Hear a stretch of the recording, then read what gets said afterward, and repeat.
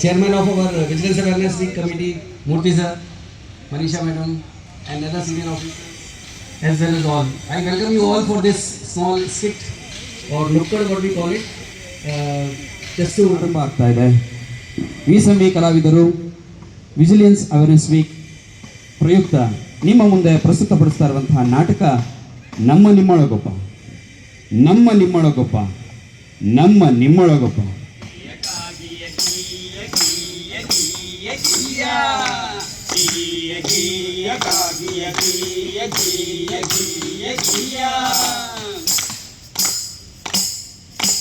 ಕುಂತ ನಿಂತ ಸಭಾದಾಗ ಕೂಡಿದಂತ ಮಂದ್ಯಾಗ ಕೈಯ ಮುಗಿದು ಹೇಳುತ್ತೀವಿ ಕೇಳಿರಲ್ಲ. ಕುಂತ ನಿಂತ ಸಭಾದಾಗ ಕೂಡಿದಂತ ಮಂದ್ಯಾಗ ಕೈಯ ಮುಗಿದು ಹೇಳುತ್ತೀವಿ ಕೇಳಿರಲ್ಲ. ಮತ್ತೆ ಒಂದು ಹೇಳುತ್ತೀವಿ ನೇರದಂತ ಮಂದಿಗೆಲ್ಲ, ಮತ್ತೆ ಒಂದು ಹೇಳುತ್ತೀವಿ ನೇರದಂತ ಮಂದಿಗೆಲ್ಲ. ಜಾಗೃತಿಯ ನಾಟಕವ ನೋಡಿರಲ್ಲ, ಜನ ಜಾಗೃತಿಯ ನಾಟಕವ ನೋಡಿರಲ್ಲ. ಗೀಯ ಗೀಯ ಗಾಗಿಯ ಗೀಯ ಗೀಯ ಗೀಯ ಗೀಯ. ನ್ಯಾಯ ನೀತಿ ಮಾರ್ಗವಾಗಿ ನಡಿಬೇಕೆಲ್ಲ, ದಿನನಿತ್ಯ ಕಷ್ಟಪಟ್ಟು ದುಡಿಬೇಕೆಲ್ಲ.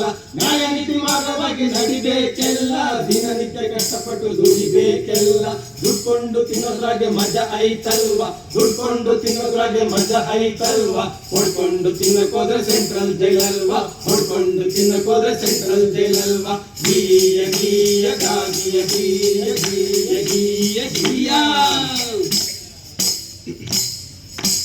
ಕುಂತ ನಿಂತ ಸಭಾದಾಗ ಕೂಡಿದಂತ ಮಂದ್ಯಾಗ ಕೈಯ ಮುಗಿದು ಹೇಳುತ್ತೀವಿ ಕೇಳಿರಲ್ಲ.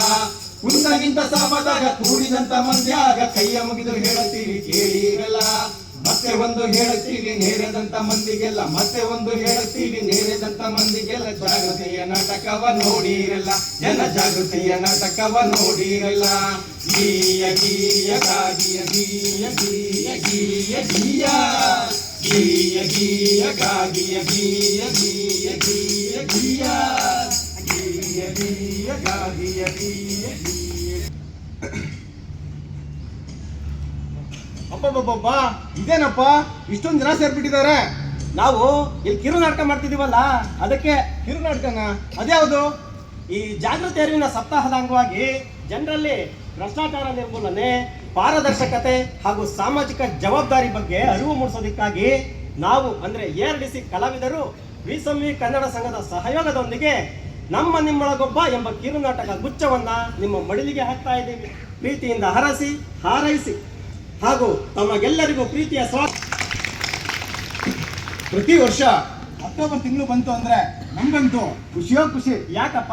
ಬಿಸ್ನೆಸ್ ಅವೇರ್ನೆಸ್ ಪ್ರಯುಕ್ತ ನಾಟಕ ಮಾಡುವ ಬಿಸ್ನೆಸ್ ಅವರು ಮೊದಲೇ ಡೇಂಜರು. ಯಾವಾಗ ಏನ್ ಮಾಡ್ತಾರೋ ಗೊತ್ತೇ ಆಗಲ್ಲ.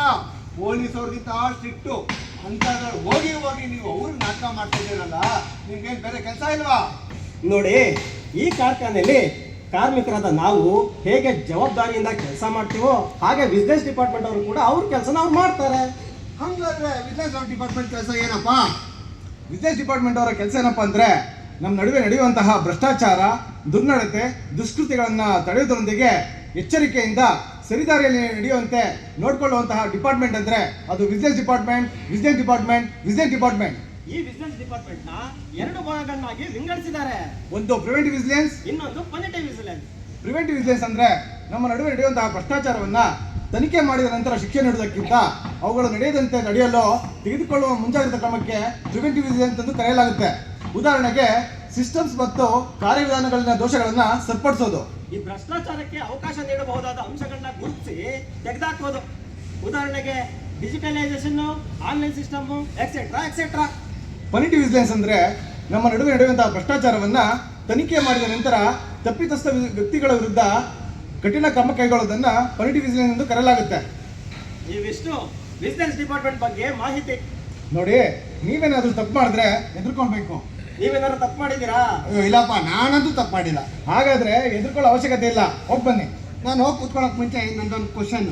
ಯಾಕೆ ವಿಜಿಲೆನ್ಸ್ ಅವೇರ್ನೆಸ್ ವೀಕ್ನ ಅಕ್ಟೋಬರ್ ಮಂತಲ್ಲಿ ಆಚರಣೆ ಮಾಡ್ತಾರೆ? ಒಳ್ಳೆ ಪ್ರಶ್ನೆ ಕೇಳಿದ್ರೆ. ಹೋಗಿ ಧೈರ್ಯವಾಗಿ ಕೂತ್ಕೊಳ್ಳಿ, ನಾವು ಹೇಳ್ತೀವಿ. ಭಾರತದ ಮಹಾನ್ ಹೋರಾಟಗಾರ, ಭಾರತದ ಮೊಟ್ಟ ಮೊದಲ ಗೃಹ ಸಚಿವ, ಉಪ ಪ್ರಧಾನಿ, ಭಾರತದ ಏಕೀಕರಣದ ಶಿಲ್ಪಿಗಳು, ಉಕ್ಕಿನ ಮನುಷ್ಯ ಎಂದೇ ಜಗತ್ ಪ್ರಸಿದ್ಧರಾದಂತಹ ಸರ್ದಾರ್ ವಲ್ಲಭಭಾಯಿ ಪಟೇಲ್ ರವರು ಅಕ್ಟೋಬರ್ 31, 1875ನೇ ಇಸವಿಯಲ್ಲಿ ಗುಜರಾತ್ನಲ್ಲಿ ಜನಿಸಿರುತ್ತಾರೆ. ಭ್ರಷ್ಟಾಚಾರದ ವಿರುದ್ಧ ಹೋರಾಡುವಲ್ಲಿ ಸರ್ದಾರ್ ಪಟೇಲ್ ರವರು ಕಠಿಣ ನಿಲುವು ತಳೆದಿದ್ದರು. ಪಟೇಲರು ತಮ್ಮ ಸಾರ್ವಜನಿಕ ಜೀವನದಲ್ಲಿ ಸತ್ಯ, ನಿಷ್ಠೆ, ಪ್ರಾಮಾಣಿಕತೆ ಹಾಗೂ ಶಿಸ್ತುಳ್ಳವರಾಗಿದ್ದರು. ಭ್ರಷ್ಟಾಚಾರದ ವಿರುದ್ಧ ಪ್ರಾಮಾಣಿಕವಾಗಿ ಧ್ವನಿ ಎತ್ತಿದಂತಹ ಸರ್ದಾರ್ ವಲ್ಲಭಾಯಿ ಪಟೇಲ್ ಅವರ ಆದರ್ಶಗಳನ್ನ ಸ್ಮರಿಸುವ ಮೂಲಕ ಭ್ರಷ್ಟಾಚಾರ ಮುಕ್ತ ಭಾರತ ನಿರ್ಮಾಣಕ್ಕಾಗಿ ಕರೆ ನೀಡುವ ಉದ್ದೇಶದಿಂದ 2000ನೇ ಇಸವಿಯಲ್ಲಿ ಕೇಂದ್ರೀಯ ಜಾಗೃತ ಆಯೋಗ ಅಂದ್ರೆ ಸೆಂಟ್ರಲ್ ಬಿಸಿನೆಸ್ ಕಮಿಷನ್ ಪಟೇಲ್ ರವರ ಜನ್ಮದಿನವಾದ ಅಕ್ಟೋಬರ್ 31ರ ಕಡೆ ವಾರವನ್ನ ವಿವಿಧ ಕಾರ್ಯಕ್ರಮಗಳನ್ನು ಹಮ್ಮಿಕೊಳ್ಳುವ ಮೂಲಕ ಜಾಗೃತಿ ಮೂಡಿಸಲಾಗುವುದು.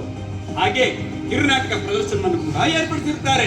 ಈ ವರ್ಷದ ವಿಷಯ ಏನಪ್ಪಾ ಅಂದ್ರೆ ಜಾಗೃತಿ ನಮ್ಮೆಲ್ಲರ ಸಹಭಾಗಿತ್ವದ ಜವಾಬ್ದಾರಿ. ಬನ್ನಿ ನೋಡೋಣ ಕಿರುನಾಟಕ ನಮ್ಮ ನಿಮ್ಮೊಳಗೊಬ್ಬ. ನಮ್ಮ ನಿಮ್ಮೊಳಗೊಬ್ಬ, ನಮ್ಮ ನಿಮ್ಮೊಳಗೊಬ್ಬ, ನಮ್ಮ ನಿಮ್ಮೊಳಗೊಬ್ಬ. ಮತ್ತೊಮ್ಮೆ ನಮಸ್ಕಾರ. ನಮ್ಮೆಲ್ಲರ ಸಾಂಸ್ಕೃತಿಕ ನಾಯಕ ಬಸವಣ್ಣನವರು 12ನೇ ಶತಮಾನದಲ್ಲೇ ಒಂದು ವಚನ ಬರೀತಾರೆ. ಕಾಗೆಯೊಂದಗುಳ ಕಂಡಡೆ. ನಮಸ್ಕಾರ, ನಾನು ಸಿದ್ದು, ಟಿವಿ10 ಚಾನಲ್. ನಮ್ಮ ಮುಂದೆ ಯಾಡಿಸಿ ಪ್ರೇಕ್ಷಕರೇ ಈಗ ಒಂದು ಬ್ರೇಕಿಂಗ್ ನ್ಯೂಸ್ ಬರ್ತಾ ಇದೆ. ಏನಪ್ಪಾ ಅಂತಂತಂದ್ರೆ ಕೇಳಿ.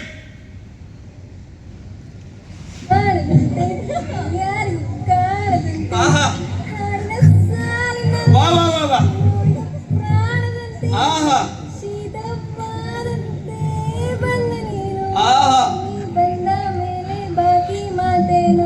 ಆಹಾ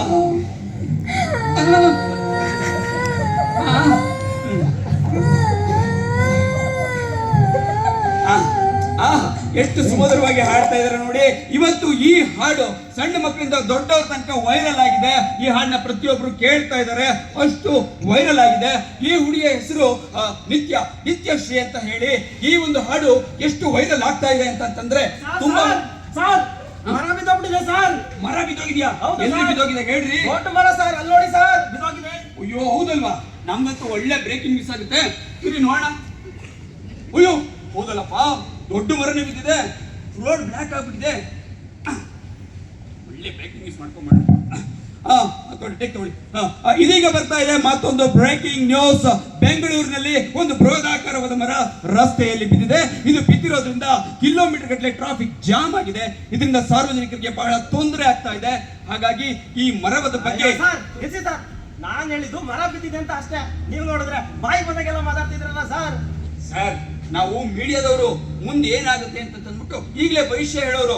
ನೋಡ್ತಾ ಇರಿ ಸರ್, ಟ್ರಾಫಿಕ್ ಹೆಂಗ್ ಜಾಮ್ ಆಗುತ್ತೆ ಅಂತ. ಸರ್ ಲೈವ್ ಹೋಗ್ತಾ ಇದೀನಿ, ಸುಮ್ಮನೆ ಇರಿ ಸರ್.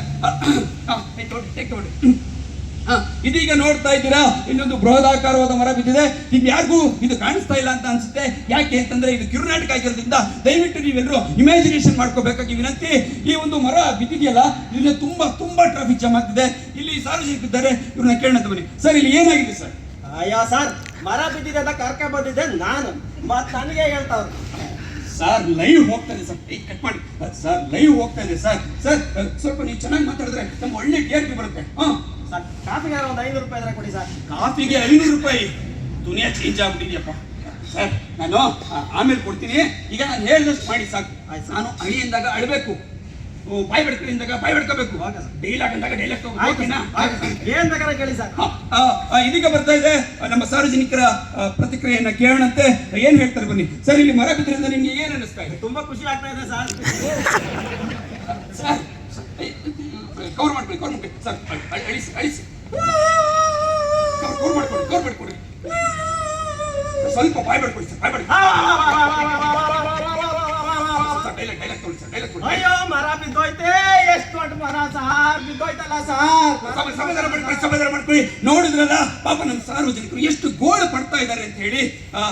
ಇವ್ರೆ ಈ ಮರ ಬಿದ್ದು ಎಷ್ಟು ಹೊತ್ತಾಯ್ತು? ಸುಮಾರು ಅರ್ಧ ಗಂಟೆ ಆಯ್ತು ಸರ್ ಮರ ಬಿದ್ದು, ಇನ್ನು ಯಾರೂ ಬಂದಿಲ್ಲ ಸರ್. ನೋಡಿದ್ರಲ್ಲ ಪ್ರೇಕ್ಷಕರೇ, ಅರ್ಧ ಗಂಟೆಯಾಗಿ ಈ ಮರ ಬಿದ್ದು ಅರ್ಧ ಗಂಟೆ ಆಗಿದೆ, ಆದ್ರೂ ಕೂಡ ಯಾರು ಬಂದಿಲ್ವಂತೆ. ಈ ಸಂದರ್ಭದಲ್ಲಿ ಯಾರು ಬರ್ಬೇಕು ಅಂತ ಎಕ್ಸ್ಪೆಕ್ಟ್ ಮಾಡ್ತೀರಾ ನೀವು? ಬೆಳಗ್ಗೆ ಟ್ರೈನ್ ಮಾವ ಬರ್ಬೇಕಿತ್ತು ಸರ್.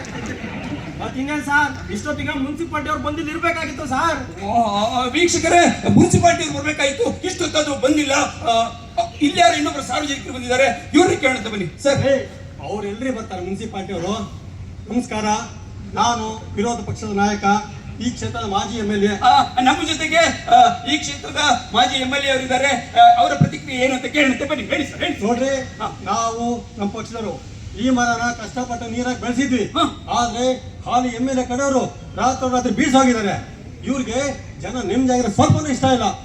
ಸುಮ್ಮನೆ ರೀ, ಅದೇನ್ ಮರ ಬೆಳೆಸಿದಿರೋ ಏನೋ, ನೀರ್ ಹಾಕಿ ಅದೆಷ್ಟು ವರ್ಷ ಆಯ್ತೋ ಏನೋ, ಸ್ವಲ್ಪನೂ ಜವಾಬ್ದಾರಿ ಇಲ್ಲ ಈ ರಾಜಕಾರಣಿಗಳಿಗೆ. ಯಾರಿಗೆ ಜವಾಬ್ದಾರಿ ಅಂತ? ಜವಾಬ್ದಾರಿ ಇದ್ದಿದ್ದಕ್ಕೆ ಗಿಡ ನೆಟ್ಟು ನೀರ್ ಹಾಕಿ ಮರ ಬೆಳೆಸಿದ್ದು. ಬೇರೆ ಪಕ್ಷದವ್ರ ತರ ದೇಶ ವಿದೇಶ ಸುತ್ಕೊಂಡಿಲ್ಲ ನಮ್ಮ ಪಕ್ಷದವರು. ಈ ರಾಜ್ಯದ ಮಂತ್ರಿಗಳೇ ತಲೆ ಕೆಡಿಸ್ಕೊಂಡಿಲ್ಲ, ಅಷ್ಟೇ ಯಾಕೆ ಮಾಜಿ MLA ಅಂತೀರಿ? ಬರೀ ಅವ್ರ ಮೇಲೆ ಆಪಾದನೆ ಮಾಡೋದಾಗೋಯ್ತಲ್ರಿ. ಇವಾಗ ಏನ್ ಮಾಡ್ಬೇಕು ಅದನ್ನ ಹೇಳ್ರಿ. ಅಯ್ಯೋ, ಅದಕ್ಕೆ ನಾನೇನೇ ಮಾಡೋಕ್ಕಾಗುತ್ತೆ? ನಾವು ವಿರೋಧ ಪಕ್ಷರು, ಇದು ನಮ್ಮ ಜವಾಬ್ದಾರಿ ಅಲ್ಲ. ನಮ್ಮ ಕೈಗೆ ಅಧಿಕಾರ ಕೊಟ್ಟು ನೋಡಿ, ನಾವಾಗ ಗೊತ್ತಾಗುತ್ತೆ ನಾವೇನ್ ಮಾಡ್ತೀವಿ ಅಂತ. ನಮ್ಗೆ ಜನರ ಸಮಸ್ಯೆ ಮುಖ್ಯ, ರೈತರ ಹಿತ ಮುಖ್ಯ. ಸರ್, ಇದು ಸಿಟಿ ಸರ್, ಇಲ್ಲಿ ಏನ್ ಸರ್ ರೈತರು ಬರ್ತಾರೆ? ಯಾರೇ ನೀನು? ನಿಮ್ಮ ಪೇರು ಕೆಲಸ ಮಾಡ್ತಿದ್ರು? ಸರ್, ನಮ್ಮಪ್ಪ ಕ್ಲರ್ಕ್ ಆಗಿದ್ರು ಸರ್. ನಿಮ್ ತಾತ? ಸರ್, ಅವರು ಅಂಗಡಿ ಇಟ್ಕೊಂಡಿದ್ರು ಸರ್. ನಿಮ್ ಮುತ್ತಾತ? ಸರ್, ಒಂದ್ ಕಾಲದಲ್ಲಿ ರೈತರಾಗಿದ್ರು ಸರ್. ಹಾಗಾದ್ರೆ ನೀನು ರೈತ ಕುಟುಂಬ ಅಂತಾನೆ? ಅಯ್ಯಪ್ಪ, ಏನ್ ಇಮ್ಯಾಜಿನೇಷನ್ ಸರ್ ನಿಮ್ದು. ಹೇಳಿ ಸರ್, ಹೇಳಿ ಸರ್. ನೋಡಿ, ಇಲ್ಲಿ ರೈತರ ಮಕ್ಕಳು ನಮ್ಮ ಮಕ್ಕಳು ಎಷ್ಟು ಕಷ್ಟ ಪಡ್ತಾ ಇದಾರೆ. ಇವ್ರೇನೋ ಸ್ವಲ್ಪ ಜವಾಬ್ದಾರಿ ಇದೆಯಾ? ಇವ್ರು ಬೇರೆ ಜವಾಬ್ದಾರಿ ಬಗ್ಗೆ ಮಾತಾಡ್ತಾರೆ. ಈ ಮರ ಬಿದ್ದಿರೋದ್ರಿಂದ ವಿರೋಧ ಪಕ್ಷದ ಕೈವಾಡ ಇದೆ. ನಮ್ಮ ಜವಾಬ್ದಾರಿಯನ್ನ ಮರೆತು ನಮ್ಮ ಮೇಲೆ ಕೂಗೆ ಕುಂಡಿಸ್ತಾ ಇದ್ದಾರೆ ಇವರು. ತಾಕತ್ತಿದ್ರೆ ಇವ್ರಿಗೆ ಆಡಳಿತ ಪಕ್ಷದವರಿಗೆ ತಾಕತ್ತಿದೆಯಲ್ರಿ? ತಾಕತ್ತಿದ್ರೆ ಈ ಪ್ರಕರಣವನ್ನ CBIಗೆ ವಹಿಸ್ಲಿ. ಹಾಗೆ ಜನಕ್ಕೆ ಗೊತ್ತಾಗುತ್ತೆ ಇವ್ರೇನು ಅಂತ. ಬೇಕೇ ಬೇಕು ನ್ಯಾಯ ಬೇಕು, ಬೇಕೇ ಬೇಕು ನ್ಯಾಯ ಬೇಕು. ಈ ಪ್ರಕರಣವನ್ನ CBIಗೆ ವಹಿಸಲೇಬೇಕು. ಬೇಕೇ ಬೇಕು ನ್ಯಾಯ ಬೇಕು, ಬೇಕೇ ಬೇಕು ನ್ಯಾಯ ಬೇಕು. ನೋಡಿದ್ರಲ್ಲ ಪ್ರೇಕ್ಷಕರೇ, ಈ ಒಂದು ಮರ ಬಿದ್ದಿರುವಂತಹ ಪ್ರಕರಣವನ್ನ CBIಗೆ ವಹಿಸಬೇಕು ಅಂತ ಹೇಳಿ ಹೇಳ್ತಾ ಇದ್ದಾರೆ ನಮ್ಮ ಮಾಜಿ MLA ಅವರು. ಇದಿಷ್ಟು ನಮ್ಮ ರಾಜಕಾರಣಿಗಳ ಮಾತು. ಈಗ ನಮ್ಮ ಸಾರ್ವಜನಿಕರ ಪ್ರತಿಕ್ರಿಯೆ ನೋಡೋಣ. ಸರ್, ಏನ್ ಹೇಳ್ತೀರಾ ಸರ್? ಹಿಂಗಾದ್ರೆ ಡೋಲೋ ಫುಟ್ಟಿ ಮಾತ್ರ ಹಾಕೊಂಡು ಬಿಸಿ ಮುದ್ದೆ ತಿಂದು ಮನೇಲಿ ಮಲ್ಕೋಬೇಕಷ್ಟೇ. ಒಂದ್ ಸ್ವಲ್ಪನೂ ಮರ ಬಿದ್ದಿಷ್ಟೊತ್ತಾಗಿದೆ ಸರ್, ಒಂದ್ ಚೂರು ಕೆಲಸ ಆಗಿಲ್ಲ ಸರ್. ಬರೀ ಸರ್, ಹೇಳಿ ಸರ್. ಮೊದಲ ಮುನ್ಸಿಪಾಲಿಟಿ ಕರ್ಸ್ರಿ. ಮುನ್ಸಿಪಾಲಿಟಿ ಅವರು ಫೋನ್ ಮಾಡಿ, ಈಗಲೇ ಮಾಡಿ ಫೋನು. ಮಾಡಿ ಸರ್. ನಾವು ಆಲ್ರೆಡಿ ಬಂದಿದ್ದೀವಿ. ಮುನ್ಸಿಪಾಲಿಟಿ ಅವರು ಆಗಲೇ ಬಂದ್ಬಿಟ್ಟಿದ್ದಾರೆ. ಹೇಳಿ ಸರ್, ಹೇಳಿ ಸರ್. ಮೊದಲ ಮರ ತೆಗ್ಸ್ರಿ. ನಮ್ಗೆ ಎಷ್ಟು ಕಷ್ಟ ಆಗ್ತಾ ಇದೆ, ನಮ್ಮ ಜನರಿಗೆ ಎಷ್ಟು ಕಷ್ಟ ಆಗ್ತಾ ಇದೆ. ಇಲ್ಲಿ ತೆಗ್ಸ್ರಿ ಮರ ಮೊದಲು. ನೋಡಿ ಸರ್, ಎಲೆಕ್ಟ್ರಿಕ್ ವೈರ್ ಬಿದ್ದಿದೆ, ನಾವೇನ್ ತೆಗಿಯೋದು? ನಮ್ ಕೆಲಸ ಅಲ್ಲ ಅದು. ಎಲೆಕ್ಟ್ರಿಕ್ ಡಿಪಾರ್ಟ್ಮೆಂಟ್ ಅವ್ರಿಗೆ ಹೇಳಿದೀವಿ, ಅವ್ರು ಬರ್ತಾರೆ. ಇದೆ ಅವ್ರು ಬಂದಂಗೆ ಕೆಲಸ ಆದಂಗೆ. ಸರ್, ನಾವು ಇಲ್ಲೇ ಇದ್ದೀವಿ, ಅಲ್ಲಿ ನೋಡಿ ಸರ್, ಎಲೆಕ್ಟ್ರಿಕ್ ವೈರ್ ಮೇಲೆ ಮರ ಬಿದ್ದಿದೆ. ಫಾರೆಸ್ಟ್ ಡಿಪಾರ್ಟ್ಮೆಂಟ್ ಅವ್ರು ಪರ್ಮಿಷನ್ ಕೊಟ್ರೆ ಮರ ತೆಗಿತಾರಂತೆ. ಮುನ್ಸಿಪಾಲಿಟಿ ಅವ್ರಿಗೆ ಪರ್ಮಿಷನ್ ಸಿಗ್ಬೇಕಲ್ವಾ? ನಮ್ ಕೆಲಸ ಅಲ್ಲ ಸರ್, ನಾವು ಆಲ್ರೆಡಿ ರೆಡಿ ಇದ್ದೀವಿ. ಫಾರೆಸ್ಟರ್ ಇಲ್ಲೇ ಇದೆ ಸರ್. ಫಾರೆಸ್ಟ್ ಡಿಪಾರ್ಟ್ಮೆಂಟ್ ಅವ್ರು ಬಂದಿದ್ದಾರೆ. ಇದೊಂದು ಬ್ರೇಕಿಂಗ್ ನ್ಯೂಸ್. ಫಾರೆಸ್ಟ್ ಡಿಪಾರ್ಟ್ಮೆಂಟ್ ಅವರು ಕರೆಕ್ಟ್ ಟೈಮ್ಗೆ ಬಂದಿದ್ದಾರೆ. ಸರ್, ನೀವೇನ್ ಹೇಳ್ತೀವಿ? ಸರ್, ನಾವು ಮೇಲಧಿಕಾರಿಗಳಿಗೆ ಇನ್ಫಾರ್ಮೇಶನ್ ಕೊಟ್ಟಿದ್ದೀವಿ ಸರ್. ಅವ್ರು ಬರ್ತೀವಿ, ಪವರ್ ಲೈನ್ ತೆಗೆದ ಮೇಲೆ ಮರ ತೆಗೀರಿ ಅಂತ ಹೇಳಿದ್ದಾರೆ. ಕರೆಂಟ್ ಹೊಡೆದ್ರೆ ಕಮಾಂಡರ್ ಮಕ್ಳು ಗತಿ ಏನ್ ಸರ್? ಬರ್ತಾರೆ ಇರಿ ಸರ್. MLA ಸಾಹೇಬ್ರೆ, ಮೊದಲು ಮರ ತೆಗಿಸ್ರಿ, ಕೆಲ್ಸಕ್ಕೆ ಹೋಗ್ಬೇಕ್ರಿ, ಔಟ್ಪುಟ್ ಹೊಡಿಬೇಕು. ಈ ಮರ ತೆಗೆದು ನಮ್ದೇನ್ರಿ? ನಾವು ಅಲ್ಲಿ ಎಲೆಕ್ಟ್ರಿಕಲ್ ಡಿಪಾರ್ಟ್ಮೆಂಟ್ ಅವ್ರು ಇದ್ದಾರೆ, ಅವ್ರನ್ನ ಕೇಳಿ ಅದು ಅವ್ರ ಜವಾಬ್ದಾರಿ. ಸೋಮೆ, ನಮ್ದೇನ್ರಿ ಕೇಳ್ತಾರ? ಇಲ್ಲಿ ಮುನ್ಸಿಪಾಲಿಟಿ ಅವ್ರಿಲ್ವಾ? ಅವ್ರು ಕೇಳ್ರಿ. ಫಸ್ಟ್ ಎಲೆಕ್ಟ್ರಿಕ್ ವೈರ್ ತೆಗಿರಿ ಫಸ್ಟ್ ನೀವು. ನಮ್ ಜವಾಬ್ದಾರಿ ಎಲ್ಲ ಕಂಡು ನಿಮ್ ಜವಾಬ್ದಾರಿ ಅದು. ನಮ್ ಜವಾಬ್ದಾರಿ ಎಲ್ಲ ನಿಮ್ ಜವಾಬ್ದಾರಿ. ಎಲೆಕ್ಟ್ರಿಕ್ ವೈರ್ ತೆಗಿರಿ. ನಮ್ ಜವಾಬ್ದಾರಿ ಇಲ್ಲ ರೀ, ನಿಮ್ ಜವಾಬ್ದಾರಿ. ಅವ್ರ ಜವಾಬ್ದಾರಿ ಕಂಡ್ರೆ ನಮ್ದಲ್ಲ ಇದು. ನಮ್ ಜವಾಬ್ದಾರಿ ಎಲ್ಲ ನಿಮ್ ಜವಾಬ್ದಾರಿ ರೀ. ನಮ್ದಲ್ಲ ರೀ, ನಿಮ್ ಜವಾಬ್ದಾರಿ ಅದು. ನೀವು ಫೋನ್ ಲೈನ್ ಕಟ್ ಮಾಡಿ. ಸಾಕು ನಿಲ್ಲಿಸ್ರಿ. ಅಷ್ಟೊತ್ತಿಂದ ನನ್ನ ಜವಾಬ್ದಾರಿ ಇಲ್ಲ, ನಿಮ್ ಜವಾಬ್ದಾರಿ, ನನ್ನ ಜವಾಬ್ದಾರಿ ಇಲ್ಲ, ನಿಮ್ ಜವಾಬ್ದಾರಿ ಅಂತ ಇದಿರಲ್ಲ. ಒಬ್ಬರಾದ್ರೂ ಇದು ನನ್ನ ಜವಾಬ್ದಾರಿ ಅಂತ ಯೋಚನೆ ಮಾಡಿದ್ರೇನ್ರಿ? ಅಲ್ರಿ, ಈ ಮರ ಎತ್ತಕ್ಕದು ಸ್ಕೂಲ್ ಕಾಲೇಜ್ ಹೋಗೋ ಹುಡುಗರ ಜವಾಬ್ದಾರಿನಾ? ವಾಕಿಂಗ್ ಹೋಗೋ ಮುದುಗರ ಜವಾಬ್ದಾರಿನಾ? ಅಥವಾ ನಮ್ಮ ಮನೆಗಳಿಗೆ ಈ ಪಾರ್ಸಲ್ ತಂದು ಕೊಡ್ತಾರಲ್ಲ ಸ್ವಿಗ್ಗಿ ಝೊಮ್ಯಾಟೊ ಆ ಹುಡುಗರ ಜವಾಬ್ದಾರಿನಾ? ಅಥವಾ ಈ ಗಾರ್ಮೆಂಟ್ ಕೆಲ್ಸಕ್ಕೆ ಹೋಗ್ತಾರಲ್ಲ ಹೆಣ್ಮಕ್ಳು ಅವ್ರ ಜವಾಬ್ದಾರಿ? ಯಾರ ಜವಾಬ್ದಾರಿ ಹೇಳ್ರಿ? ಯಾರ ಜವಾಬ್ದಾರಿ? ಒಂದ್ ಸ್ವಲ್ಪ ಯೋಚನೆ ಮಾಡ್ಬೇಕಲ್ವಾ? ಇವತ್ತು ಬೆಂಗಳೂರಂತ ಮಹಾನಗರದಲ್ಲಿ ಒಂದು ಗಾಡಿ ಕೆಟ್ಟಿದ್ರೆ ಸಾಕು, ಕಿಲೋಮೀಟರ್ ಗಟ್ಟಲೆ ಟ್ರಾಫಿಕ್ ಜಾಮ್ ಆಗುತ್ತೆ. ಅಂತದ್ರಲ್ಲಿ ಒಂದು ಮರ ಅಡ್ಡ ಬಿದ್ದಿದೆ ಅಂತಂದ್ರೆ ಎಷ್ಟು ಎಷ್ಟು ಎಷ್ಟು ಎಷ್ಟು ಟ್ರಾಫಿಕ್ ಜಾಮ್ ಆಗ್ಬೋದು ಅಂತ ನೀವು ತಿಳ್ಕೊಂಡಿದ್ದೀರಿ? ಒಂದ್ ಸಣ್ಣ ಕಲ್ಪನೆ ಇದೆಯಾ ಸಾರ್ವಜನಿಕರಿಗೆ ಎಷ್ಟು ತೊಂದರೆ ಆಗುತ್ತೆ ಅಂತ ಹೇಳಿ? ಅಲ್ರಿ, ಆ ಟ್ರಾಫಿಕ್ ನಲ್ಲಿ ಸ್ಕೂಲ್ ಕಾಲೇಜ್ ಹೋಗೋ ಮಕ್ಕಳು ಇರ್ತಾರೆ, ಆಫೀಸ್ ಹೋಗೋರು ಇರ್ತಾರೆ, ಎಲ್ಲ ವಾಕಿಂಗ್ ಅಂತ ಬಂದಿರ್ತಾರೆ. ಎಷ್ಟು ಸಮಸ್ಯೆ ಆಗುತ್ತೆ ಅಲ್ರಿ? ಇವಾಗ ನಿಮ್ಮ ಅರ್ಜೆಂಟ್ ಎಕ್ಸಾಮ್ ಕರ್ಕೊಂಡು ಹೋಗ್ಬೇಕಾದ್ರೆ ಹೀಗೆ ಮರ ಬಿತ್ತು ಅಂತಂದ್ರೆ ನೀವೇನ್ ಮಾಡ್ತೀರಾ? ಜನರನ್ನ ಕರೆಸ್ತೀನಿ, ಮರ ತೆಗ್ಸಾಕ್ತೀನಿ, ಸ್ಕೂಲಿಗೆ ಕರ್ಕೊಂಡು ಬಿಡ್ತೀನಿ. ಅವಾಗ ನೀವೇನ್ ಮಾಡ್ತೀರಾ?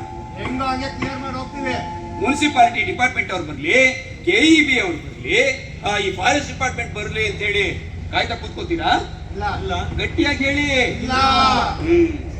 ಯಾರು ಬರ್ಲಿ ಬರ್ದೇ ಇರ್ಲಿ, ಹೇಗೋ ಯಾರ್ದೋ ಸಹಾಯ ತಗೊಂಡು ನಿಮ್ ಕೆಲಸನ ಮಾಡಿ ಮುಗಿಸ್ತೀರಾ ಅಲ್ವಾ? ನೋಡಿದ್ರಾ, ನಿಮ್ ಕೆಲಸ ಅಂದ ತಕ್ಷಣ ಹೇಗೆ ನೀವು ಜಾಗೃತರಾಗ್ಬಿಟ್ರಿ, ಹೆಂಗೆ ಆಕ್ಟಿವೇಟ್ ಆಗ್ಬಿಟ್ರಿ ಅಲ್ರಿ? ಆ ಟ್ರಾಫಿಕ್ ಅಲ್ಲಿ ಇರೋ ಜನಗಳಿಗೆ ನಿಮ್ ತರನೇ ಮಕ್ಕಳಿರ್ತಾರೆ, ನಿಮ್ ತರನೇ ಯಾರೋ ಹಿರಿಯರಿರ್ತಾರೆ, ಅವ್ರಿಗೆಲ್ಲ ಸಮಸ್ಯೆ ಆಗುತ್ತೆ ಅಂತಕ್ಕಂಥ ಒಂದು ಸಣ್ಣ ನಿಮ್ಗೆ ಕಾಳಜಿ ಬೇಡ. ಈಗ ಅರ್ಥ ಆಯ್ತು ಸರ್. ಸರ್ ನಾವೆಲ್ಲ ಸೇರ್ಕೊಂಡು ಮರನ ತೆಗ್ದಾಕ್ತೀವಿ ಸರ್. ಗುಡ್. ನೋಡಿ, ನಾವೆಲ್ಲರೂ ನಮ್ಮ ಜವಾಬ್ದಾರಿನ ಪ್ರಾಮಾಣಿಕವಾಗಿ ನಿರ್ವಹಿಸಬೇಕು. ನಾನು ಆಗ್ಲೇ ಹೇಳ್ತಿದ್ದೆ, ಇದೆಲ್ಲ ಈ ಕಾಲೇಜ್ಗೆ ಹೋಗೋ ಹುಡುಗರ ಜವಾಬ್ದಾರಿನಾ, ಸ್ವಿಗ್ಗಿ ಝೊಮ್ಯಾಟೊ ಹುಡುಗರು ಬರ್ತಾರಲ್ಲ ಪಾರ್ಸಲ್ ತರ್ಕಕ್ಕೆ ಅವ್ರ ಜವಾಬ್ದಾರಿನಾ, ಅಥವಾ ಈ ಗೌರ್ಮೆಂಟ್ ಕೆಲ್ಸಕ್ಕೆ ಹೋಗ್ತಾರಲ್ಲ ಅವ್ರ ಜವಾಬ್ದಾರಿನಾ ಅಂತ? ಅವರ ಜವಾಬ್ದಾರಿಗಳಷ್ಟೇ ಅಲ್ಲ, ಈ ಸಮಾಜದಲ್ಲಿ ಇರ್ತಕ್ಕಂತಹ ಪ್ರತಿಯೊಬ್ಬ ನಾಗರಿಕನ ಜವಾಬ್ದಾರಿ. ನಮ್ಮ ಕಾಣಲ್ವಂತೆ, ನಾವು ಇದು ನಮ್ದೆಲ್ಲ ಜವಾಬ್ದಾರಿ, ಬೇರೆಯವ್ರದ್ದು ಅಂತ ಹೇಳಿ ಕೈ ಕಟ್ಟಿ ಕೂತ್ಕೊಂಡ್ಬಿಡ್ತೀವಿ. ನಮ್ಮ ದೇಶವನ್ನ ಪ್ರಗತಿ ಪಥದತ್ತ ತಗೊಂಡು ಹೋಗೋದು ಬರೀ ರಾಜಕಾರಣಿಗಳು ಅಧಿಕಾರಿಗಳ ಕೆಲಸ ಅಂತ ಹೇಳಿ ನಮ್ಮ ಜವಾಬ್ದಾರಿ ಮರೆತು ನಮ್ಮ ಜವಾಬ್ದಾರಿನೆಲ್ಲ ಅವ್ರ ಮೇಲೆ ಜವಾಬ್ದಾರಿ ಹಾಕ್ಬಿಟ್ಟು ಆರಾಮಾಗಿದ್ಬಿಡ್ತೀವಿ. ಒಂದ್ ದಿವಸ ನಂತರ ನಾವು ಯೋಚನೆ ಮಾಡಿದೀವಿ, ಇದೇ ಸಮಾಜದಲ್ಲಲ್ವಾ ನಾವಿರೋದು, ಇದೇ ಸಮಾಜದಲ್ಲಲ್ವಾ ನಾವು ಬದುಕ್ತಾ ಇರೋದು, ಇದು ನನ್ನ ಸಮಾಜ ಅಲ್ವಾ ಅಂತ ಒಂದ್ಸರಿನಾದ್ರೂ ಯೋಚನೆ ಮಾಡಿದೀವಿ. ಅಲ್ಲ, ಈ ದೇಶವನ್ನ ಮುಂದಕ್ಕೆ ತಗೊಂಡು ಹೋಗುವಂತ ಕೆಲಸ ಈ ರಾಜಕಾರಣಿಗಳಿಗೆ ಅಧಿಕಾರಿಗಳಿಗೆ ಎಷ್ಟು ಜವಾಬ್ದಾರಿ ಇದೆಯೋ ಅಷ್ಟೇ ಜವಾಬ್ದಾರಿ ನಮ್ಮ ಮೇಲಿದೆ ಅಂತ ಹೇಳಿ ನಾವು ಒಂದ್ ಕ್ಷಣನಾದ್ರೂ ಯೋಚನೆ ಮಾಡಿದೀವ? ಯೋಚನೆ ಮಾಡ್ಬೇಕಲ್ಲ. ಅವರ ಜವಾಬ್ದಾರಿ ಎಷ್ಟಿದೆಯೋ ಅಷ್ಟೇ ಜವಾಬ್ದಾರಿ ನಮ್ಮಗಳ ಮೇಲೆ. ನಾವೆಲ್ಲರೂ ಪ್ರಾಮಾಣಿಕವಾಗಿ ನಮ್ಮ ಜವಾಬ್ದಾರಿಯನ್ನ ನಾವು ನಿರ್ವಹಿಸಿದ್ದೆ ಆದಲ್ಲಿ ನಮ್ಮ ದೇಶವನ್ನ ಪ್ರಗತಿ ಪಥದತ್ತ ಕೊಂಡೊಯ್ಬೋದು. ನೀವು ಬೇಗ ಹೋಗಿ ಮರನ ಕ್ಲಿಯರ್ ಮಾಡಿ ಸರ್, ಕ್ಲಿಯರ್ ಮಾಡಿ ಸರ್. ಸರ್, ಮರ ಬೇಗ ಕ್ಲಿಯರ್ ಆಗುತ್ತೆ, ನೀವು ಹೊರಡಿ ಸರ್. ನಮ್ಮ ಬೆಂಗಳೂರಿನಲ್ಲಿ ಈ ಟ್ರಾಫಿಕ್ ಸಮಸ್ಯೆ ತುಂಬಾ ಆಗಿದೆ. ಎಷ್ಟು ಆಗ್ಬಿಟ್ಟಿದೆ ಅಂತಂದ್ರೆ, ರೋಡ್ ಎಷ್ಟು ಅಗಲ ಮಾಡಿದ್ರು ಸಹಿತ ಗಾಡಿಗಳು ದಿನದಿಂದ ದಿವಸಕ್ಕೆ ಬರ್ತಾನೇ ಇದೆ.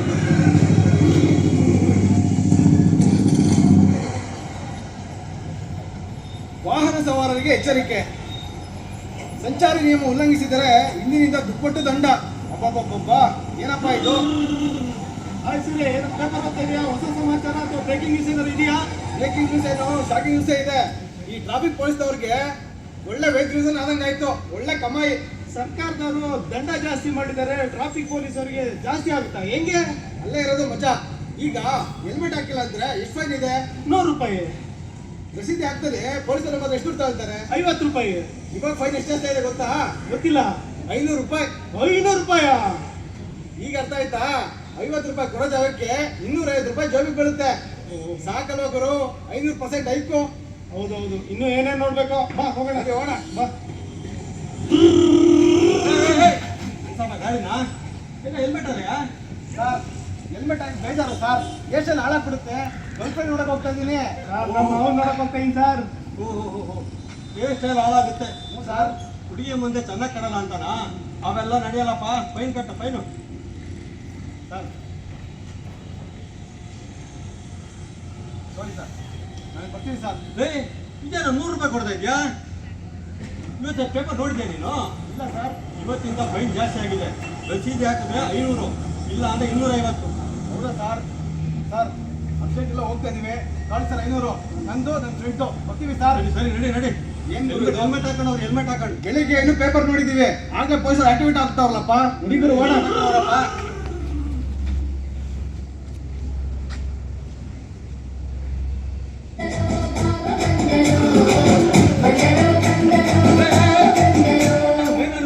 ಗಾಡಿನ ಲೇ ಇವ ಯಾವನಲ್ಲ ಅವನು? ಗಾಡಿ ಡಾಕ್ಯುಮೆಂಟ್ ಕಳಿದ್ರೆ ಆಧಾರ್ ಕಾರ್ಡ್ ಕೊಡ್ತಾ ಇದ್ದೇನೆ ರೇ. ಗಾಡಿ ಡಾಕ್ಯುಮೆಂಟ್ ಕೊಟ್ಟಿದ್ರೆ ಫೈನ್ ಕಟ್ಟು. ಫೈನ್ ಕಟ್ಟು. ಓಹೋ, ಡ್ರಿಂಕ್ ಅಂಡ್ ಡ್ರೈವ್ ಅಂತ ಕಾಣುತ್ತೆ. ಬಾ ಸೈಡಿಗೆ ಬಾ, ನಿಲ್ಸು ಗಾಡಿ ನಿಲ್ಸು. ನಿನ್ ಕೈಲೇ ನಿಂತ್ಕೊಳಕ್ ಆಗ್ತಾ ಇಲ್ಲ, ನಿನ್ ಗಾಡಿ ಹೆಂಗ್ ನಿಲ್ಸೆ ನೀನು? ಸರ್ ನಾ ಫುಲ್ ರೆಸ್ಪಾನ್ಸಿಬಲ್ ಮ್ಯಾನ್ ಸರ್. ಸತ್ಯನೇ ಹೇಳ್ತೀನಿ ಸರ್, ಸತ್ಯ ಬಿಟ್ಟು ಬೇರೆ ಹೇಳೋದೇ ಇಲ್ಲ ಸರ್. ಹೌದೌದು, ನೀ ಸತ್ಯ ನಿನ್ ಮೊಮ್ಮಗ ಫೈನ್ ಕಟ್ಟು. ಸರ್ ಕುಡ್ದಿದ್ದೀನಿ, ಮಿಷಿನ್ ಎಲ್ಲ ಇಡಕ್ ಹೋಗ್ಬೇಡಿ ಸರ್. ನಾಳೆಯಿಂದ ಕುಡಿಯಲ್ಲ ಸರ್, ಇವತ್ತು ಬಿಟ್ಬಿಡಿ ಸರ್. ಇವತ್ತು ಕುಡಿದಿದ್ದಲ್ಲ ಅದನ್ನ ಹೇಳಯ್ಯ. ಸರ್ ಹೇಳದಲ್ಲ ಸರ್, ನಾಳೆಯಿಂದ ಕುಡಿಯಲ್ಲ, ಇವತ್ತು ಬಿಟ್ಬಿಡಿ. ಹೆಲ್ಮೆಟ್ ಹಾಕಿಲ್ಲ, ಲೈಸೆನ್ಸ್ ಇಲ್ಲ ಅನ್ನೇ ಬಿಡಲ್ಲ, ಇನ್ನು ಡ್ರಿಂಕ್ ಅಂಡ್ ಡ್ರೈವ್ ಬಿಟ್ಬಿಡ್ತೀವ? ಕಟ್ಟು ಫೈನ್ ಕಟ್ಟು. ಸರ್ ನನ್ನ ಲೈಫಲ್ಲ ಫೈನ್ ಕಟ್ಟಿದ ಮಗ ಅಲ್ಲ ಸರ್ ನಾನು. ಎಷ್ಟು ಕೊಡ್ಬೇಕು ಹೇಳಿ ಸರ್? ಗಂಟು ಪೂರ್ತಿ ಕುಡಿದು ಬಾಯಿ ಬಂದ ಮಾತಾಡ್ತಾ ಇದೀಯಾ? ಕಟ್ಟು 10,000 ರೂಪಾಯಿ ಫೈನ್ ಕಟ್ಟು, ಇಲ್ಲ ಅಂದ್ರೆ 6 ತಿಂಗಳು ಜೈಲು, ಕಂಬಿ ಅನ್ಸಂಗ್ ಮಾಡ್ಬಿಡ್ತೀನಿ. ಸರ್ 10,000 ಅಲ್ಲ, 20,000 ಬೇಕಾದ್ರೆ ಕೇಳಿ ಕೊಟ್ಬಿಡ್ತೀನಿ. ಆದ್ರೆ ಈ ತರ ಎಲ್ಲ ಕೇಳಬಾರ್ದು ಸರ್. ಅಲ್ಲ ಸರ್, ನಾನು ಕೊಲೆ ಮಾಡಿದ್ದೀನ, ಕಳ್ತನ ಮಾಡಿದ್ದೀನ, ನಾನು ರೇಪ್ ಮಾಡಿದ್ದೀನ ಸರ್? 20,000 10,000 ಕೇಳ್ತೀರಲ್ಲ? ಏಯ್, ಇವತ್ತಿಂದ ಗೌರ್ಮೆಂಟ್ ಫೈನ್ ಜಾಸ್ತಿ ಮಾಡಿದೆ, ಕಟ್ಟ ಫೈನ್. ಸರ್ ಇವತ್ತಿಗೆ ಇಟ್ಕೊಳ್ಳಿ, ನಾಳೆಯಿಂದ ಕುಡಿಯಲ್ಲ ಸರ್, ಇವತ್ತು ಬಿಟ್ಬಿಡ್ತೀನಿ. ಬಿಡಕ್ಕ ನಡಿ ಹುಷಾರಾಗಿ ಮನೆಗೆ ಹೋಗಿ ಬಂದು. ಸರ್ ಇನ್ಮೇಲೆ ನಮ್ಮ ತಾಯಿನ ಕುಡಿಯಲ್ಲ ಸರ್. ಇನ್ಮೇಲೆ ಕುಡಿಯಲ್ಲ ತಾನೆ? ಬೇಕಾದ್ರೆ ನಿಮ್ಮ ತಾಯಿನ ಕುಡಿಯಲ್ಲ. ನಮ್ಮ ಟೈಮೆಲ್ಲ ಕಾಣೆ ಮಾಡ್ತೀಯ? ನಾಳೆಯಿಂದ ಕುಡಿಬೇಡ, ನಡಿ ಮನೆಗೆ. ಆಯ್ತು ಸರ್, ಈಗ ಮನೆಗೆ ಹೋಗು. ಆಯ್ತು ಸರ್, ನಿಮ್ಮ ಆಶೀರ್ವಾದ ಐತೆ. ಹೌದು, ನನ್ನ ಆಶೀರ್ವಾದ ಯಾವ ಇರುತ್ತೆ, ಹುಷಾರಾಗಿ ಹೋಗು ಮೊದಲು. Sir good morning sir. ಸರಿ ನಡಿ. ಎಷ್ಟು ಕುಡಿಬೇಡ ಅಂತ ಹೇಳಿದ್ರೆ ಕೇಳಲ್ಲ. ಇವ್ನು ಹೋಗ ನೋಡಿದ್ರೆ ಅದೇ ಮನೆಗೆ ಹೋಗ್ತಾನ, ಇಲ್ಲ ಮತ್ತೆ ಬಾರಿಗೆ ಹೋಗ್ತಾನ ಗೊತ್ತಿಲ್ಲ. ಡಾಕ್ಯುಮೆಂಟ್ ಅಲ್ಲೇ ಸರ್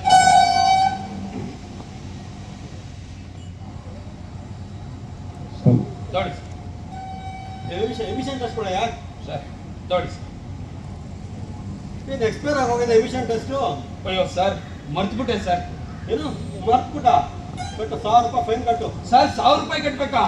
ಹೌದಯ್ಯ, ಇವತ್ತಿಂದ ಫೈನ್ ಜಾಸ್ತಿ ಆಗಿದೆ ಬಿಡು. ಇಲ್ಲೇ 200 ರೂಪಾಯಿ ಕೊಟ್ಬಿಡು, ರಸೀದಿ ಹಾಕದೆ ಬೇಡ, 200 ರೂಪಾಯಿ ಕೊಟ್ಬಿಟ್ಟು ಹೋಗು. ಸರ್ ಬೇಡ ಸರ್, ನನಗೆ ರಸೀದಿ ಕೊಡಿ, ನಾನು ಸ್ಟೇಷನ್ಲೇ ಕಟ್ಕೊತೀನಿ. ಯೋ, ಸ್ಟೇಷನ್ಗೆ ಹೋಗ್ಬಿಟ್ಟ ಬಂದು ಇಲ್ಲೇ 200 ಕೊಟ್ಟಿದ್ರೆ ನಿನ್ಗೆ 800 ರೂಪಾಯಿ ಉಳಿಯದ? ಇನ್ನು ಹಣೆ ಬರ ದುಡ್ಡು ಜಾಸ್ತಿ ಇದೆ ಅಂತ ಕಾಣಿಸುತ್ತೆ, ಕಟ್ಟು ಹೋಗು. ಸರ್ ನೀವು ಕಾಸಿಸ್ಕೊಂಡು ಬಿಟ್ರಲ್ಲ, ಅವನ ದಾರಿಲಿ ಹೋಗ್ತಾ ಆಕ್ಸಿಡೆಂಟ್ ಮಾಡಿ ಇಬ್ಬರು ಸ್ಪಾಟ್ ಔಟು. ಏನು ಹಾಗೆ ಅವನು ಸ್ಪಾಟ್ ಔಟ್ ಆಗ್ಬಿಟ್ಟ. ಇಬ್ರು ಸತ್ರ? ಇಬ್ರು ಸತ್ತರು ಸರ್. ರೋಡ್ ಎಲ್ಲ ರಕ್ತ ನೋಡಕ್ ಆಗ್ತಿಲ್ಲ ಸರ್. ಓ ಇನ್ನ ಏನೇನ್ ನೋಡ್ಬೇಕು? ಈಗ ತಾನೇ ಹುಷಾರಾಗಿ ಹೋಗಪ್ಪ ಅಂತ ಹೇಳಿ ಕಳಿಸ್ದೆ. ಸರ್ ಇದನ್ನೆಲ್ಲ ನೋಡ್ತಾ ಇದ್ರೆ ನೀವು ಮಾಡ್ತಿರೋ ತಪ್ಪು ಅಂತ ನಿಮ್ಗೆ ಅನಿಸ್ತಾ ಇಲ್ವಾ? ಇದು ನಂದೇನೆ ತಪ್ಪಿದೆ, ನನ್ನ ಕೆಲಸ ನಾನು ಮಾಡ್ತಾ ಇದ್ದೀನಿ. ಅವನು ಕುಡಿ ಅಂತ ಹೇಳಿದ್ದ, ಗಾಡಿ ಓಡಿಸು ಅಂತ ಹೇಳಿದ್ದ, ಆಕ್ಸಿಡೆಂಟ್ ಮಾಡು ಅಂತ ಹೇಳಿದ್ದ. ಅವನು ಕುಡಿದು ಗಾಡಿ ಓಡಿಸಿ ಆಕ್ಸಿಡೆಂಟ್ ಮಾಡಿ ಸತ್ರೆ ಅದಕ್ಕೆ ನಾನು ಜವಾಬ್ದಾರ ಅಲ್ಲ. ಇಷ್ಟಕ್ಕೂ ಇದೆಲ್ಲ ಗಣಕ್ಕೆ ನೀವ್ಯಾರ್ರಿ?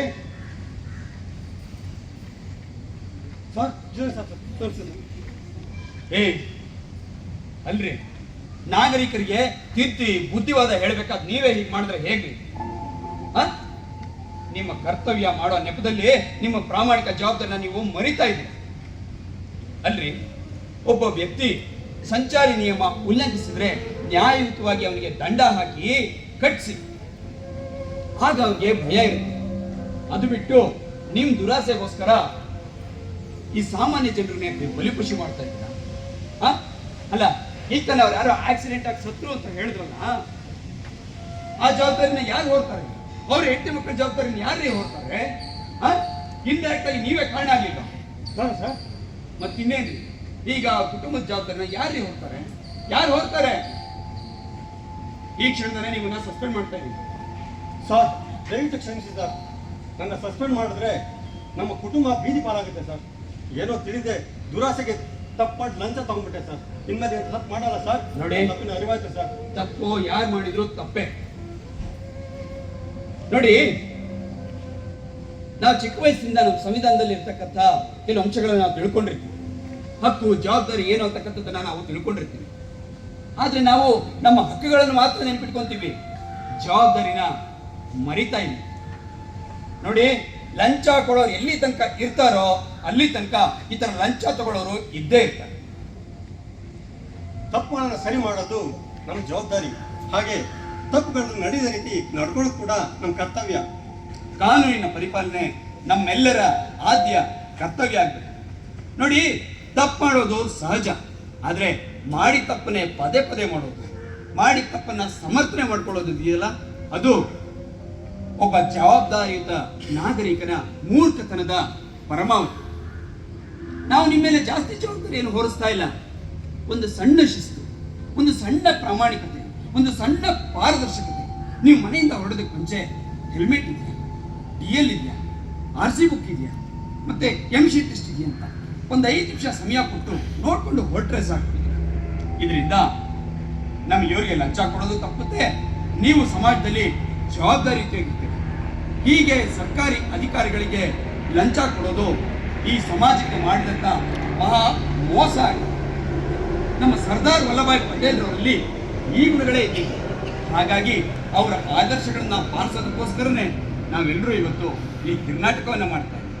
ಸಣ್ಣ ಶಿಸ್ತು, ಒಂದು ಸಣ್ಣ ಪ್ರಾಮಾಣಿಕತೆ, ಒಂದು ಸಣ್ಣ ಪಾರದರ್ಶಕತೆಯನ್ನ ನಾವೆಲ್ಲರೂ ಮೈಗೂಡಿಸ್ಕೊಂಡಿದ್ದೇ ಆಗಿದ್ದಲ್ಲಿ ನಾವೆಲ್ಲರೂ ಜವಾಬ್ದಾರಿಯುತ ನಾಗರಿಕರು ಹಾಗೆ ಆಗ್ತೀವಿ.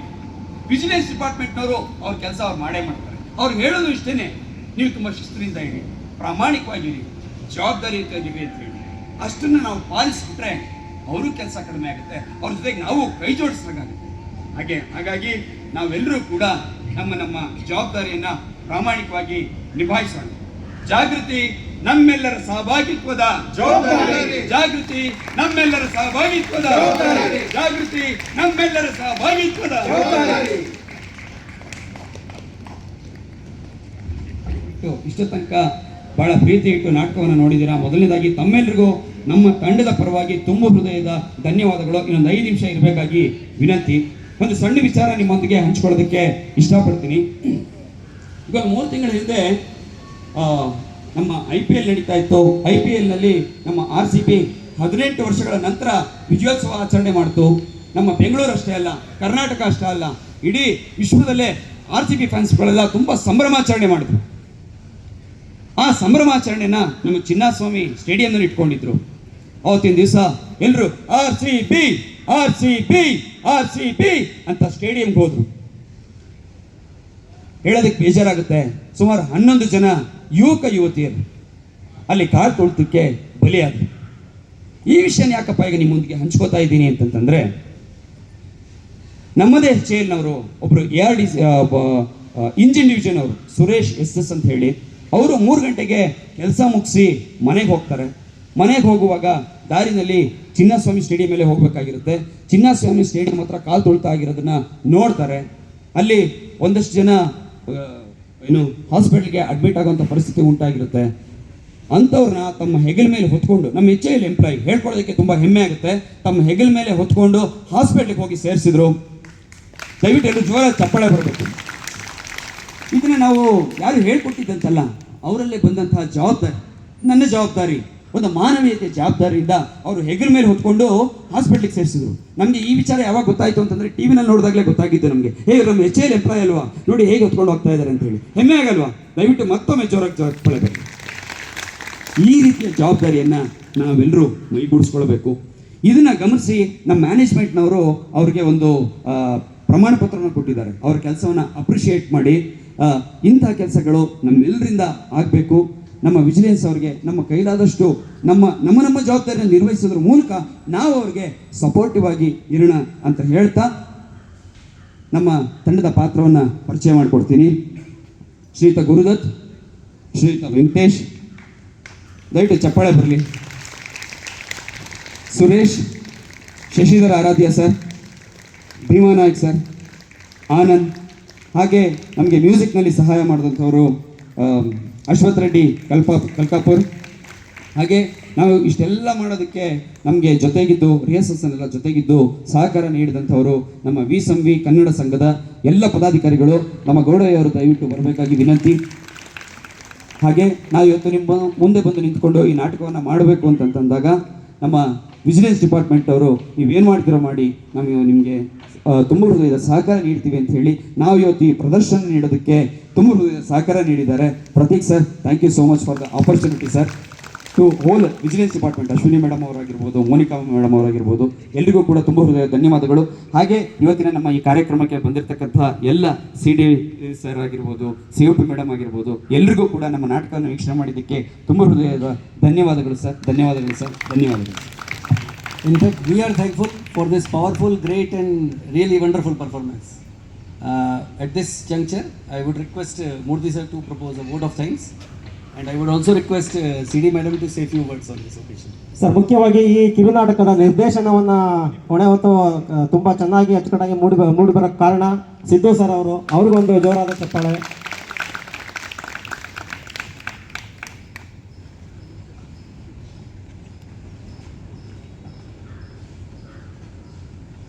ಎಲ್ರಿಗೂ ನಮಸ್ಕಾರ. ವಿಜಿಲೆನ್ಸ್ ಅವೇರ್ನೆಸ್ ವೀಕ್ ಪ್ರಯುಕ್ತವಾಗಿ ನಮ್ಮ ARDC ಕಲಾವಿದರು ಇವತ್ತೊಂದು ಕಿರುನಾಟಕ ಪ್ರದರ್ಶನ ಮಾಡಿದ್ದಾರೆ. ಐ ಥಿಂಕ್ ನಾಟಕ so apt for the theme, so apt. Discipline, transparency, ಜವಾಬ್ದಾರಿ, ಇದು ಮೂರನ್ನೂ ಕೂಡ ತುಂಬ ಚೆನ್ನಾಗಿ ನೀವು ತೋರಿಸಿದ್ದೀರಿ ಈ ನಾಟಕದ ಮೂಲಕ. ಆ್ಯಂಡ್ ಇದು all of us enjoyed this. Also there was a very good message in the ನಾಟಕ. ಸೊ ರಿಯಲ್ ಕಂಗ್ರ್ಯಾಚುಲೇಷನ್ಸ್ ಪ್ರತಿಯೊಬ್ಬರಿಗೂ ಕೂಡ. ಆ್ಯಂಡ್ ವಿ ಸಂಬಿ ಅವರಿಗೂ ಸಪೋರ್ಟ್ ಮಾಡೋದಕ್ಕೆ Gowdaiah and team, thank you. ಎಲ್ರಿಗೂ ನಮಸ್ಕಾರ. ಸೊ ಸಿದ್ದು ನಮ್ಮ ಡಿಪಾರ್ಟ್ಮೆಂಟ್ ಅಂತ ಹೇಳ್ಬಿಟ್ಟು ನನಗೆ ಈಗ ಖುಷಿ ಆಗ್ತಿದೆ. ಎವ್ರಿ ಇಯರ್ ಅವರು ನಾಟಕ ಪ್ರದರ್ಶನ ಮಾಡ್ತಾನೆ ಬರ್ತಾ ಇದ್ದಾರೆ. ನನಗೆ ಅದರ್ ಟೀಮ್ ಮೆಂಬರ್ಸ್ ನಂಗೆ ಪರಿಚಯ ಇಲ್ಲ, ಈಗ ಅವರೆಲ್ಲ ಹೆಸರು ಹೇಳಿ ಪರಿಚಯ ಮಾಡಿಸ್ಬಿಟ್ಟಿದ್ದಾರೆ. ಕಂಪ್ಲೀಟ್ ಒಂದು ಏನು ಥೀಮ್ ಇದೆ, ಜಾಗೃತಿ, ನಮ್ಮೆಲ್ಲರ ಸಹಭಾಗಿತ್ವ, ಜವಾಬ್ದಾರಿ. ಆ್ಯಕ್ಚುಲಿ ಇದು ಥೀಮ್ ಆಗಬಾರ್ದು. ಎವ್ರಿ ಇಯರ್ ವಿಜಿಲೆನ್ಸ್ ಥೀಮ್ ಕೊಟ್ಟಾಗ ಆ ಥೀಮ್ ಮೇಲ್ಗಡೆ ಇದ್ದೇ ಇರಲೇಬೇಕು. ಇದು ಪರ್ಮನೆಂಟಾಗಿ ಉಳ್ಕೊಬೇಕು. ನಮ್ಮ ಜವಾಬ್ದಾರಿ ಅನ್ನೋದು ಪರ್ಮನೆಂಟ್ ಉಳ್ಕೊಬೇಕು. ಇದು ಯಾವಾಗಲೂ ಇರಬೇಕು. ವಿಜಿಲೆನ್ಸ್ ಅವೇರ್ನೆಸ್ ವೀಕ್ ಏನು ನಾವು ಬ್ಯಾನರ್ ಹಾಕ್ತೀವಿ, ಇದಿದ್ದು ಅದ್ರ ಕೆಳಗಡೆ ಬೇರೆ ಥೀಮ್ ಬಂದರೆ ಚೆನ್ನಾಗಿರುತ್ತೆ.